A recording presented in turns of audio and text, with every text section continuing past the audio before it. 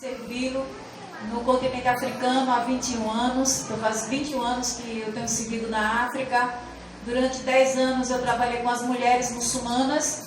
E essa parte que a irmã falou sobre a cultura, eu não sei até que ponto vocês entenderam, né? Mas a roupa que eu estou usando, por exemplo, é de lá. A gente chama essa roupa de pupu.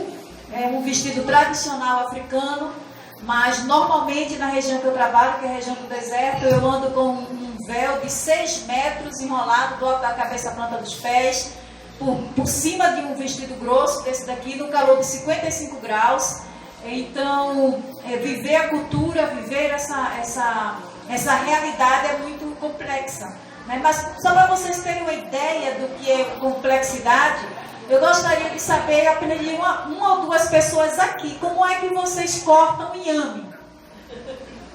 Como é que vocês cortam inhame na sua casa? Você pega o inhame lá para sua casa para fazer? Em rodelas? Por quê?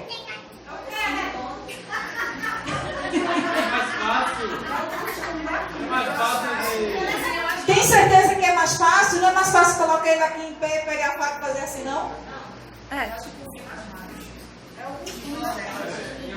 É só porque a gente aprendeu que cortar inhame tem que ser redondo. E um dos maiores choques que eu tive na África é que lá eles cortam inhame quadrado. E eu comi do mesmo jeito. Depois do susto, eles cozinharam, colocaram molhinho e eu comi como se ele fosse redondo. Porque é uma questão de costume e cultura. O que nós temos que fazer é desaprender para aprender aquilo que é novo. Não é que seja ruim, é apenas diferente. Né? E isso é cultura para nós. Isso é cultura para a humanidade. Cada qual tem a sua maneira de cortar o seu inhame. Mas no final, todo mundo enche a barriga com inhame. Amém? Então não é que seja estranho, não é que seja ruim, é apenas diferente. Nós temos uma diversidade de cultura dentro do Brasil absurda e muito mais fora dele. Daqui a pouquinho, em poucos minutos, eu vou contar do testemunho, aquilo que Deus está fazendo. Mas, irmãos, eu sei que testemunho é bom, testemunho edifica, mas quem transforma a nossa vida é a palavra de Deus. E, sinceramente, nenhum testemunho vai mudar a sua vida se ele não vier com a antecedência da palavra do Senhor. Então, por causa desse poder que existe na palavra, é que nós vamos começar com ela, amém? E eu gostaria que vocês abrissem suas Bíblias, não é uma longa pregação, apenas uma reflexão, no livro de Atos, no capítulo 9. Atos, capítulo 9. A missionária começou aqui o culto falando sobre o apóstolo Paulo, eu também vou falar um pouco sobre ele. E no capítulo 9 do livro de Atos, nós temos o relato do discípulo Paulo, do discípulo Lucas, né, fazendo um relato sobre todos os acontecimentos para um rei. E nesse ele conta também a história da conversão do Saulo para Paulo. E logo no início do capítulo 9 nós vemos assim: e Saulo, respirando ainda ameaças e morte contra os discípulos do Senhor Jesus, dirigiu-se ao sumo sacerdote e lhe pediu cartas para as sinagogas de Damasco, a fim de que, caso achasse alguns que eram do caminho, assim homens como mulheres, os levassem presos para Jerusalém. Amém? Então esse foi o início da conversão de Paulo, né? Então Paulo estava ali, estava perseguido, estava procurando saber sobre onde estavam os cristãos. Mas alguém teve que orar por Paulo. E é sobre essa segunda pessoa que nós também vamos falar. Então, antes de orar, eu gostaria que vocês fossem para o versículo 10. E diz assim a Bíblia no versículo 10 do capítulo 9. Ora, havia em Damasco um discípulo chamado Ananias. Disse-lhe o Senhor numa visão: Ananias, ao que respondeu: eis-me aqui, Senhor. Então o Senhor lhe ordenou: dispõe-te, vai à rua que se chama Direita, e na casa de Judas procura por Saulo, apelidado de Tarso, pois ele está orando. E viu entrar um homem chamado Ananias, e impôs-lhe as mãos para que recuperasse a vista. Ananias, porém, respondeu: Senhor, de muito tenho ouvido a respeito desse homem, quantos males tem feito aos seus santos em Jerusalém, e para que trouxe a autorização dos principais sacerdotes para prender todos os que invocam o teu nome. Mas o Senhor lhe disse: vai, porque este é para mim um instrumento escolhido para levar o meu nome perante os gentios e reis, bem como perante os filhos de Israel, pois eu lhe mostrarei quanto lhe importa sofrer pelo meu nome. Então Ananias foi, e entrando na casa, impôs as mãos, impondo as mãos sobre eles, dizendo: Saulo, irmão, o Senhor me enviou, a saber, o próprio Jesus, que te apareceu no caminho por onde vinhas, para que recuperastes a vista e fiques cheio do Espírito Santo. E imediatamente lhe caíram dos olhos como que umas escamas, e tornou a ver. A seguir levantou-se e foi batizado, e depois de ter se alimentado, sentiu-se fortalecido. Então permaneceu em Damasco alguns dias com os discípulos. Vamos orar? Pai querido, em nome de Jesus, nós estamos aqui na tua casa. Perdoa a dispersão da nossa mente, do nosso espírito, mas que nesse momento, Deus, todas as mentes, todos os corações sejam trazidos cativos para esse lugar. Porque o Senhor está aqui, Deus, em nome de Jesus. Fortalece o nosso espírito com a tua palavra e nos enche de ti, porque é do Senhor que nós precisamos. Do maior ao menor, nós precisamos de ti, nós nos rendemos a ti. Que a tua palavra continue sendo viva e eficaz em nossos corações. Em nome de Jesus. Amém. Eu queria fazer uma pergunta para vocês, irmãos. Eu queria perguntar aqui: quantos, em algum tempo da sua vida, já olhou para Deus em alguma pregação ou em alguma situação e já disse: eis-me aqui, Senhor? Seja verdadeiro. Se você nunca disse, tudo bem, não tem problema não. Mas se de alguma forma você já disse, levante a sua mão. Diga assim: eu já disse, eis-me aqui, Senhor. Eu já disse. E mais? Os missionários lá atrás. Algumas pessoas disseram assim: amém. Por que eu perguntei isso? Porque triste da gente quando a gente diz eis-me aqui. Ou feliz da gente quando a gente diz eis-me aqui.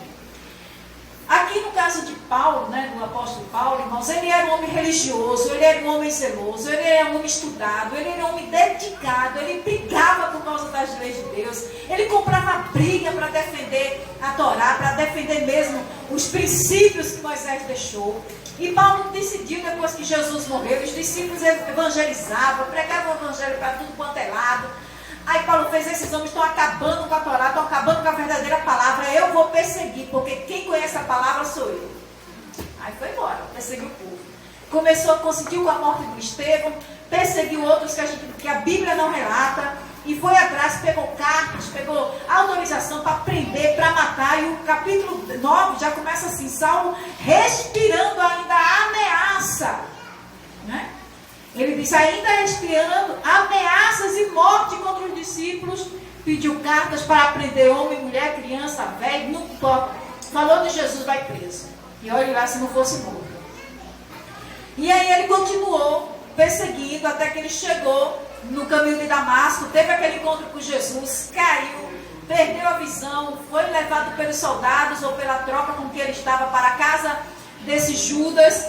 E quando ele chegou lá, no outro lado da cidade, né, estava Ananias, que um dia tinha se convertido, um dia tinha aceitado Jesus, conhecia o poder de Deus, era cheio do Espírito Santo, batizado no Senhor, o homem era fervoroso. E aí Deus abre a boca e diz: Ananias. E ele diz o quê? Ananias disse o quê?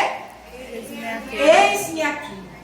Quando Ananias disse eis-me aqui, aí o Senhor Jesus pegou a palavra pelo pé e disse: olha, você disse eis-me aqui, então eu te digo, te dispõe, né? Já não é por obrigação, disponha o seu coração e vá até a rua direita. Eu acho massa isso, porque Deus, ele é muito punk. Aleluia. É verdade. Ele diz assim: olha, vai, dispõe o teu coração e eu vou te dar um endereço. E se tivesse GPS na época, era um GPS. Pegue a rua direita. Agora você vai para a rua esquerda. Ali está a casa do Simão. E não sei o quê.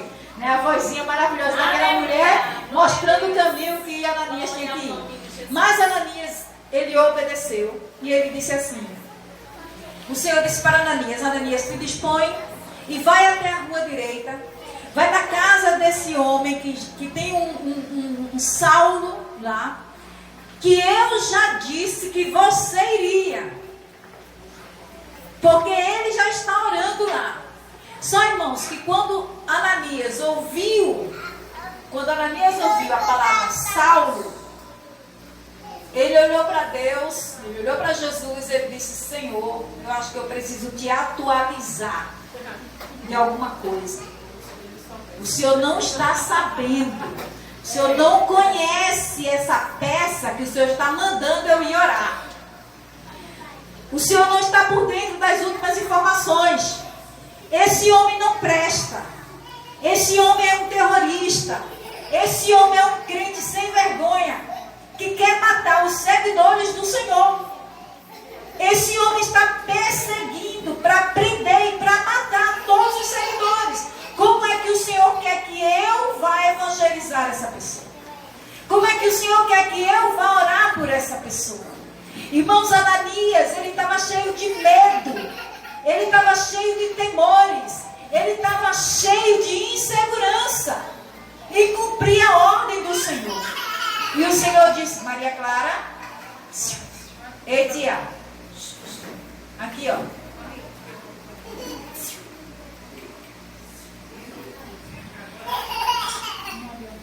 E ele disse para Ananias, olha Ananias, isso é o que você está vendo, não é o que eu estou vendo. Isso é o que você acha, não é o que eu acho. Sim, esse homem é um perigo, mas esse homem vai sofrer pela minha causa. Eu conheço e eu sei os planos que eu tenho para ele. Então, irmãos, a vida de Paulo foi completamente transformada pela obediência de Ananias. E eu quero trazer nessa noite apenas essa reflexão.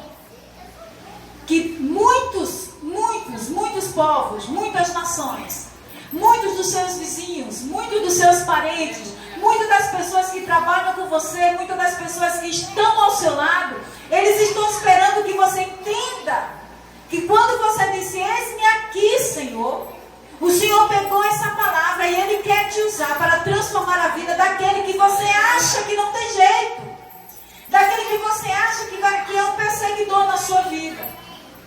E quando Ananias obedeceu, cheio de temores, cheio de insegurança, quando ele chegou junto de Saulo, ele não foi com acusações, ele não foi cheio de defesa, ele não foi todo armado.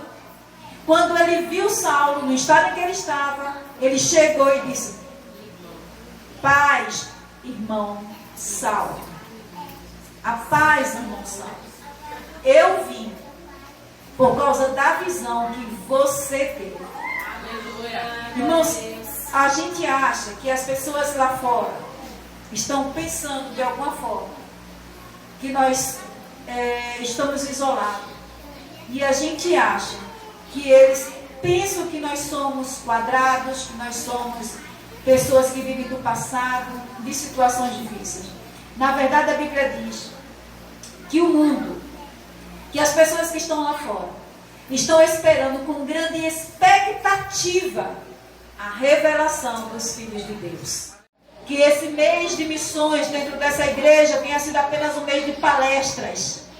Porque não é de palestrantes que nós precisamos de pessoas ousadas no Espírito para pregar o Evangelho em tempo e em fora de tempo.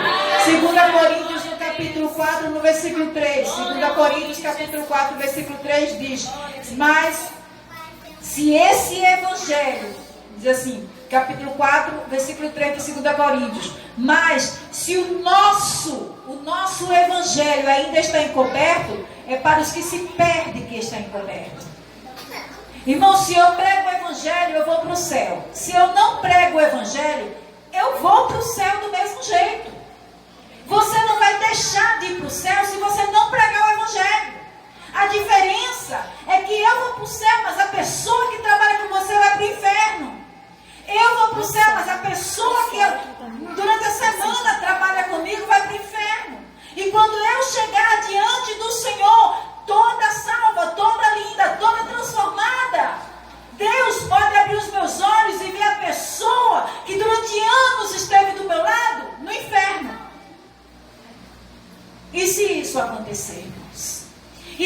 pessoa que está no inferno, como lá na história do rico e Lázaro, olhar lá de baixo do inferno, queimando, desgraçado na sua alma, olhar para o céu e ver você e dizer: eu trabalhei com aquela pessoa, ela nunca me evangelizou. Eu estudei com aquela pessoa e ela nunca me disse que o céu e o inferno é uma realidade. Eu trabalhei, eu vivi anos e ela não sabe nem o meu sobrenome.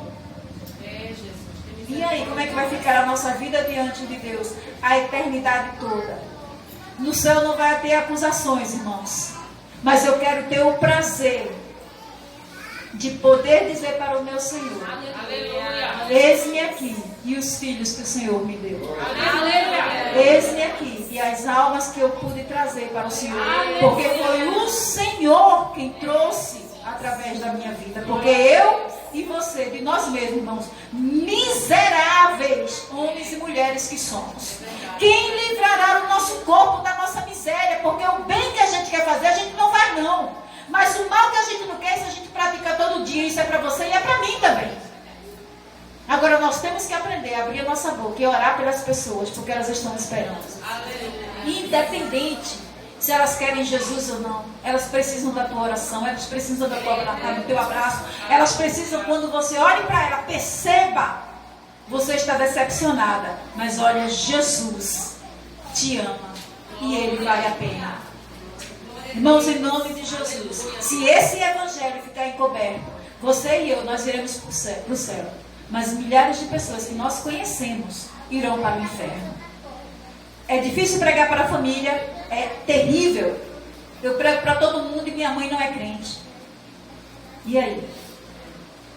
Mas eu oro para que Deus coloque um facilitador do evangelho na vida dela. E eu creio que a minha mãe, que os meus irmãos pertencem ao Senhor. Eu creio, irmãos, que toda a extensão do DNA da minha avó, da minha bisavó, da minha tataravó, da minha mãe, dos filhos dos filhos, dos filhos dos filhos, tem herança em Deus, porque tem o DNA de Cristo Jesus na vida. E eu não abro mão da salvação da minha família, amém? Mas eu também não posso abrir mão da salvação das pessoas que eu não conheço, porque eu sou um corpo, e esse corpo é para ser evangelizado, para trazer almas para o Senhor, amém? Então, em nome de Jesus, na África. E eu comecei a observar as crianças e as pessoas cegas. E eu comecei a estudar. E o Senhor começou a me direcionar. E nesse estudar, nesse se envolver, nesse conhecer, eu descobri que existe mais de 10 milhões de cegos na África. 500 mil em um dos países que Deus tem me dado o privilégio de trabalhar, que é em Burkina Faso, no centro-oeste da África.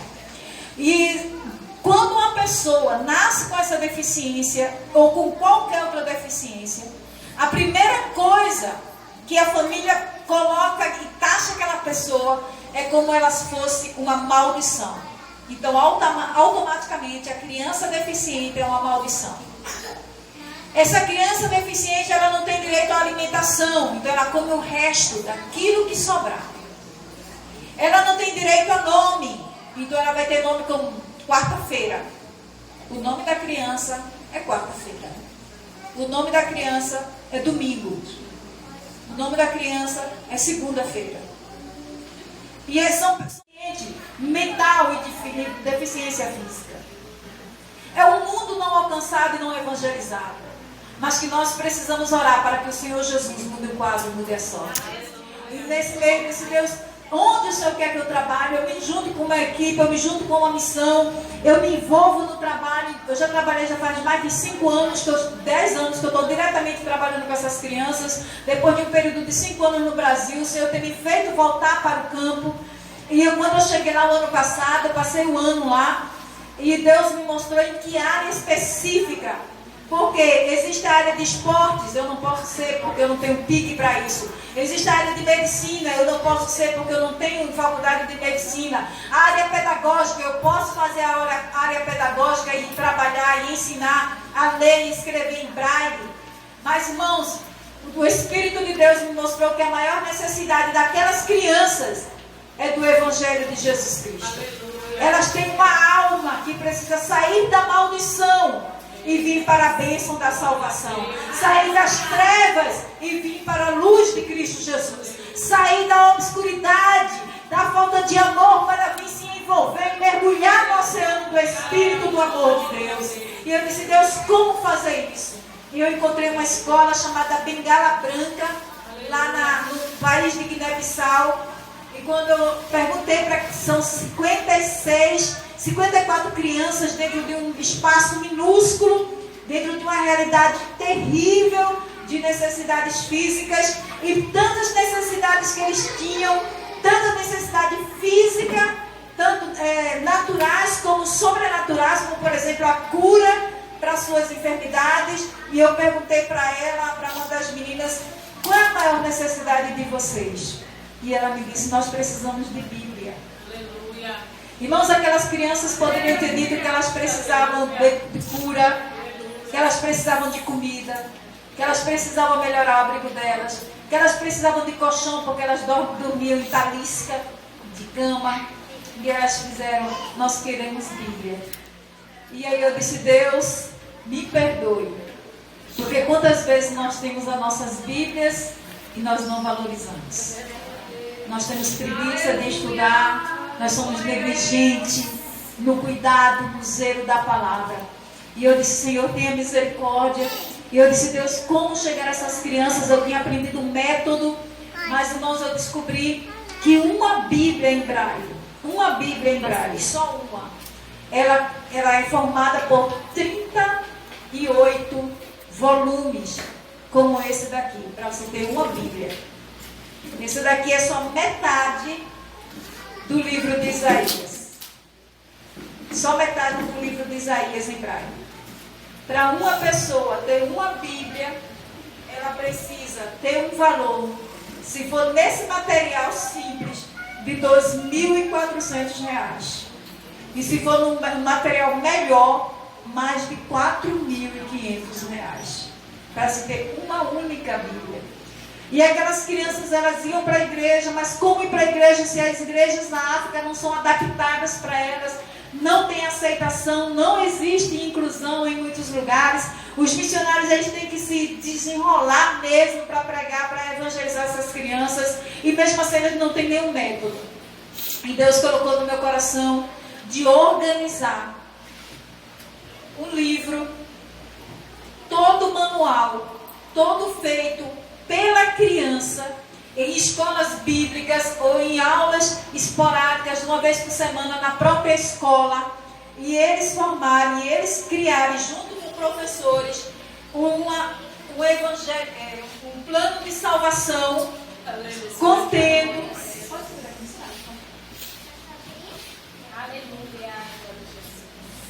o plano de salvação, irmãos, dos primeiros dias da criação até a cruz.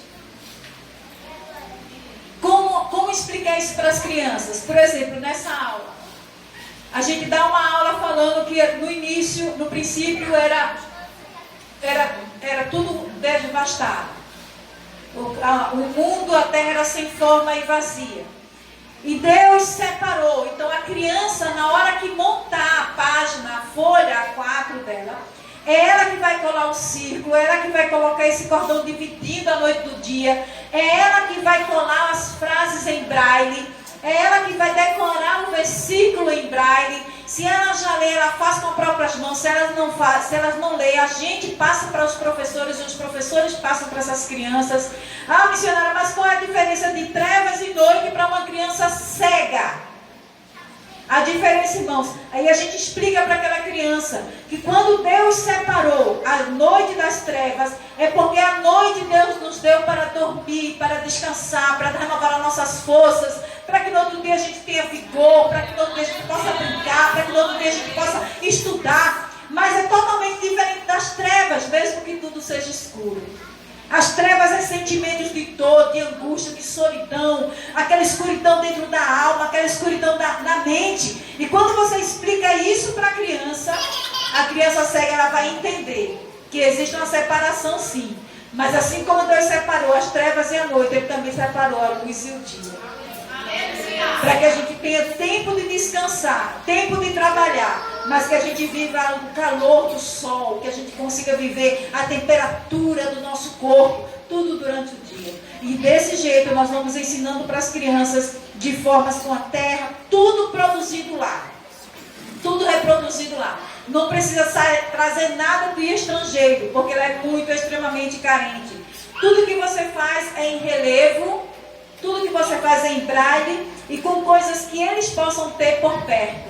E graças a Deus, irmãos, nós podemos treinar 10 mulheres africanas com esse método. Essas 10 mulheres podem evangelizar várias escolas e grupos, ou mesmo uma só pessoa. Com esse método, não apenas os cegos, mas os surdos podem estudar, a criança perfeita pode estudar, a criança paralítica pode estudar. E no final, irmãos, de quase, digamos, dois períodos de estudo, 2 anos de estudo, a criança vai ter o plano de salvação completo, o discipulado com esse mesmo método, com a armadura do Espírito, cada parte da armadura do Espírito, uma maneira de você seguir a Cristo, de você ser discipulado, e depois toda a sua vida cristã a partir das palavras de Jesus. Tudo em relevo e feito pela própria criança. Amém? E dessa forma nós estamos na África evangelizando. O Senhor recebe todo o louvor e adoração. E tudo isso, irmãos, é para que o Evangelho chegue entre todos os povos e nações. O Senhor vem nos dando a estratégia, mas a responsabilidade de estarmos engajados é nossa, da Igreja de Cristo. Nós temos que levar. O ano passado, as igrejas, as pessoas que estavam orando, as pessoas que estavam envolvidas, nós chegamos no Marrocos, nós chegamos no Senegal, nós chegamos na França, nós chegamos em Guiné-Bissau com esse projeto. E Deus tem honrado. Deus tem levantado grupos de pessoas para olhar para esse projeto e querer fazer parte dele. E o meu desejo, o meu desafio é que essa igreja faça parte, seja parte desse projeto. Porque, irmãos, já foi dito aqui, o Evangelho tem que ser levado para todos os povos e nações. Aqueles que não podem ir têm a responsabilidade de orar, mas não é orar esporadicamente, não é orar de qualquer jeito. É sentir a dor dessas crianças e saber que elas são consideradas maldição. Elas são rejeitadas, elas são jogadas. Mas se ela ouvir o Evangelho, tudo na vida dela é transformado. Elas são transformadas da maldição à bênção em Cristo Jesus. Então orem comigo. Orem para que o Senhor levante os recursos. Eu estarei voltando, eu vim para 3 meses por causa da...